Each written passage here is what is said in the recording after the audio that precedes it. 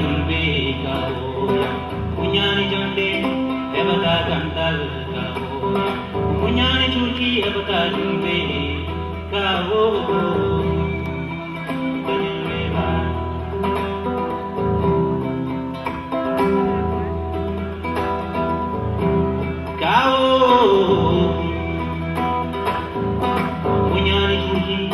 Ebata jumbe kaoya munyani jande ebata kandal kaoya munyani churki ebata jumbe kaoya wadi nene wadi baba nache la dele wadi nene wadi baba wanchi chumrange wadi nene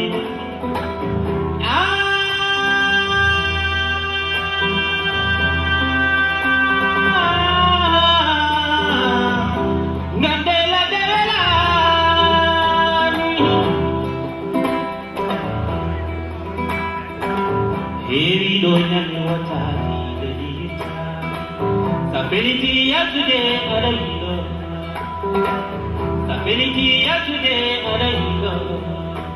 Padma jate maye mayenne mahe matu kono samni bate ko alhamdulillah alamin kao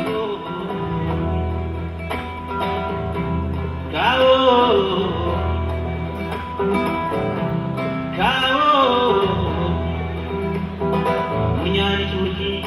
ebata jumbe kaoya munyani jande ebata kandal kaoya munyani churki ebata jumbe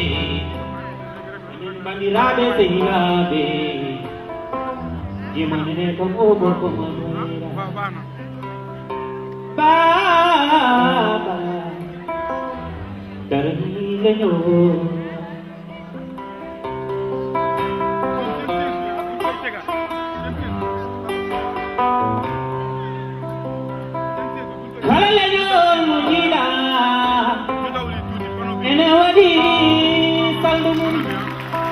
Baba, wa amoni kandulenyo, kalalenyo mujida, enawadi sandumum. Baba, wa amoni kandulenyo, orabi kolema, Afriki kolema.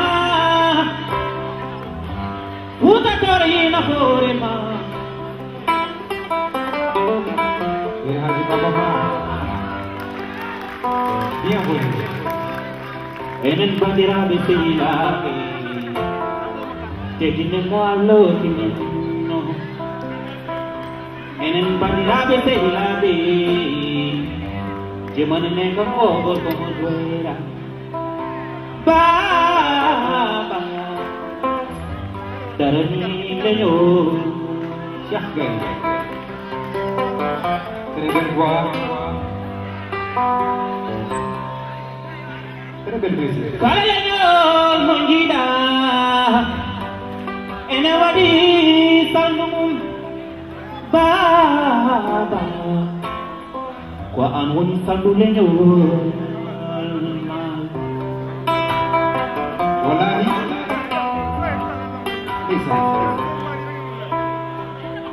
Haside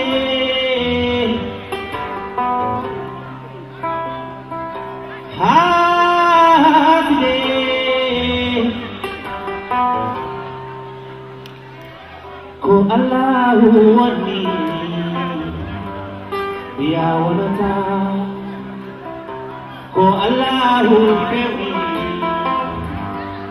Dia kewan Ko Allahu wani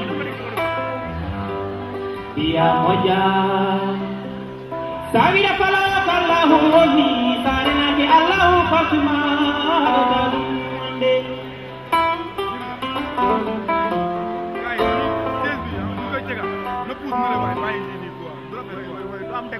Alaki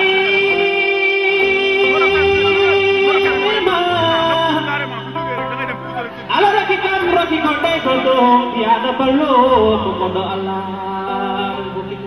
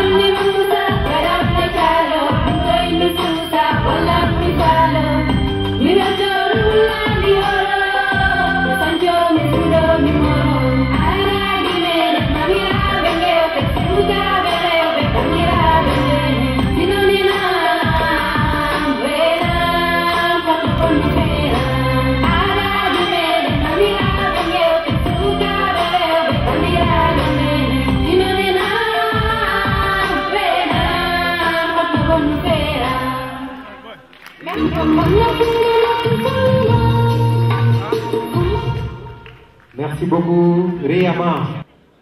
Nous allons tout simplement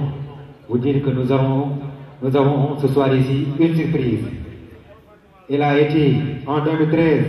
Miss département de Podor, en 2014 la couronne Miss Matam, et cette année elle représente tout le Fouta. On wani Fatick Gueye 2013 konko jottuno Miss département mo Podor, 2014 o woni Miss département mo Matam, hikka kadi ha joni e 2014 konko wari représenté Fouta fof. Maintenant, tout de suite, Omar Sangor. Ngeen tàccu baax a baax Omar Sangor.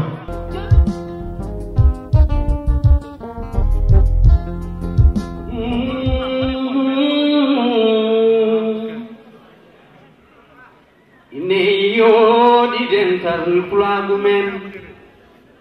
anke jamuji di be julbe betin sagata be sas be gol wole nindi ngindi anko be nis be do fimde ne kawri e do fimde kawri e gota ngu chimmi hare ngura darani dadal ngeen ni dini hanke jamanu mo waylo naati waylo naati yo waylo no men jam salam ale be fulbe salam ale baba barima